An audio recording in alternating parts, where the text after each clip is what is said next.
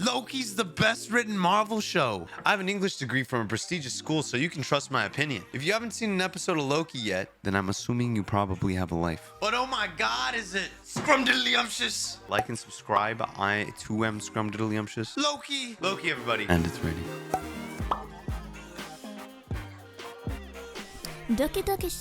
If you hate the most minor of spoilers, then get in the boilers and dissipate like steam escaping from a pot of food submerged in boiling water, because we don't need you here for the delicious meal that's to come. Get it? Because you're like, steam? You know what? They don't all land. I'm kidding, that was hilarious. You're right, that was hilarious. I was just cooking with bleach. I think the fumes got to me. Loki's the perfect combination of redemption story meets angry edgelord. Like the one you knew back in high school that was always with other edgelords complaining about how their parents and older siblings didn't understand them.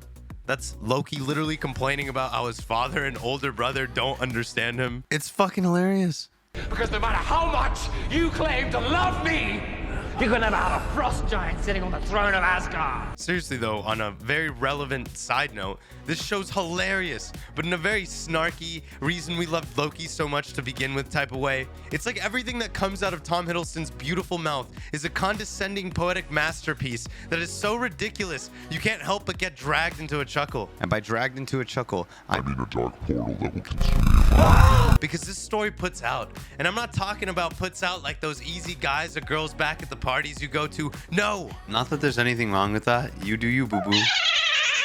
I'm talking about what the story puts out in the sense of what the story delivers. It's like rewatching this man's origin story all over again. It starts off right where it ended in Avengers Endgame, when Loki's about to be taken to jail, but then gets a hold of the Tesseract, which teleports him from the shield area to this desert area. That's where our story begins, and it has us being like, oh shit, this guy's gonna be in a desert map? And then it's like, nah, as he gets straight yeeted away by time people, and this had me like, oh shit, this guy's gonna be in a time map?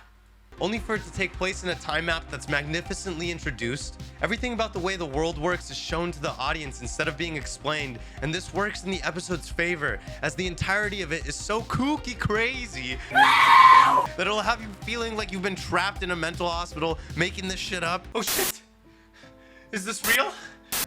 It's not real! It's real! The story then takes on the form of a diatribe against Loki's life. The comedic narrative wonderfully interweaves itself into the philosophical and leaves us asking what the meaning of life is. And not just for Loki's life, but our lives as well. Which made me really happy because everyone really needs to figure themselves out. Who do you want to be remembered as? Answer in the comments. I want to be remembered as a magical pony that poop it out its mouth hole and eat out of its booty hole, but who cares what I want?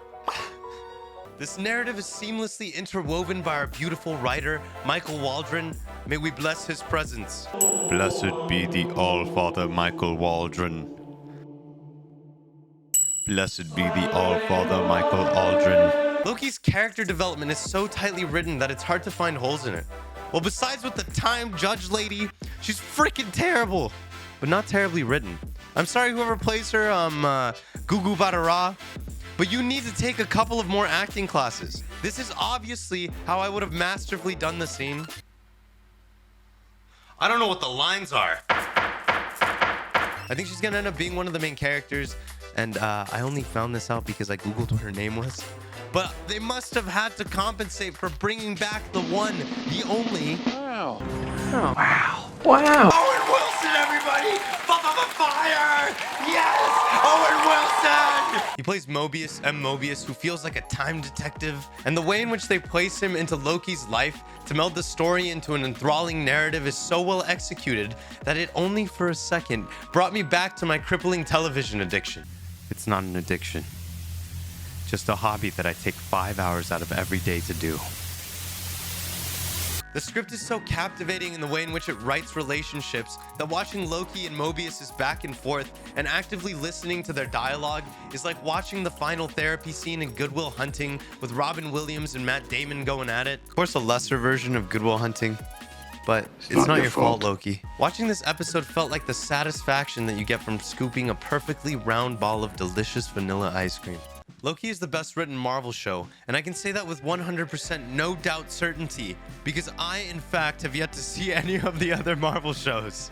And not gonna lie, initially I was gonna make a Kingdom Hearts video, but Loki came in at the perfect time to allow me to stream my first playthrough of Kingdom Hearts 3 before I made a video on how much I love Kingdom Hearts.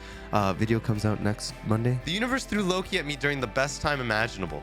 Thank you, universe, and Loki, who happens to be inspired by Rick and Morty. Bet you didn't know that one. Also, this is a one and done unless I make another video when the season finishes, but we'll see if I finish the season because I don't really watch TV. I'm sorry.